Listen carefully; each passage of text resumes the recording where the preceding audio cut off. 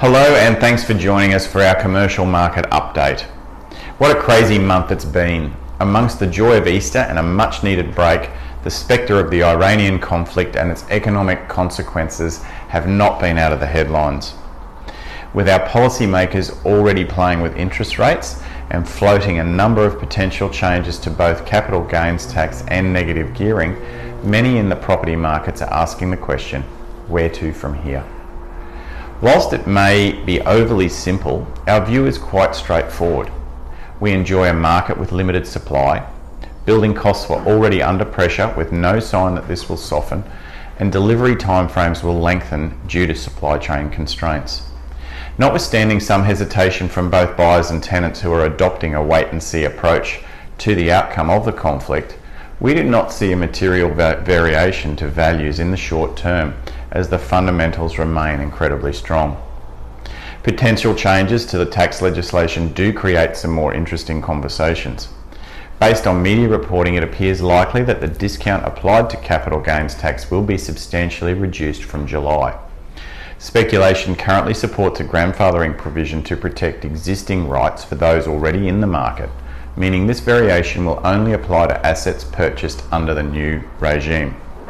It's our view that this will end up reducing the flow of stock to market as existing owners and investors simply hold those assets to protect that benefit, in much the same way as owners who have held pre-1985 assets that are still not subject to a tax on capital gains. If this plays out as expected, an already limited supply will shrink further, putting additional upward pressure on pricing. Whilst any variation to negative gearing is unlikely to have a significant impact on commercial investments, it's not hard to see the loss of this investment incentive having an adverse impact on the residential investment market.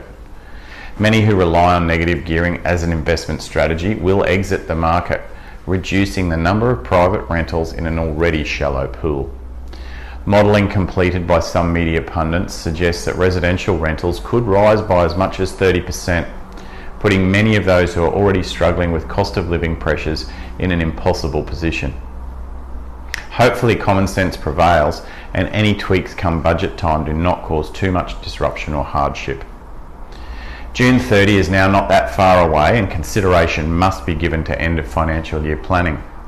Noting the potential for tax changes in May's federal budget and the new anti-money laundering processes that are in effect from July 1, there is a narrow window of opportunity to get property on market and settled under the current system.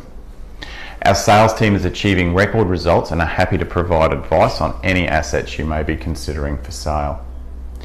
Our property management team is busily reviewing outgoings budgets for the forthcoming year. Having seen some significant increases in insurance premiums, rates and land tax, there will be large increases that flow to many tenants. If you self-manage your assets, this may be the time to consider a review by our team. Missing out on cost recoveries not only impacts the performance of your investment, it has a substantial impact on the capital value of the property. Bianca and her team welcome your queries on our service offering and value add performance.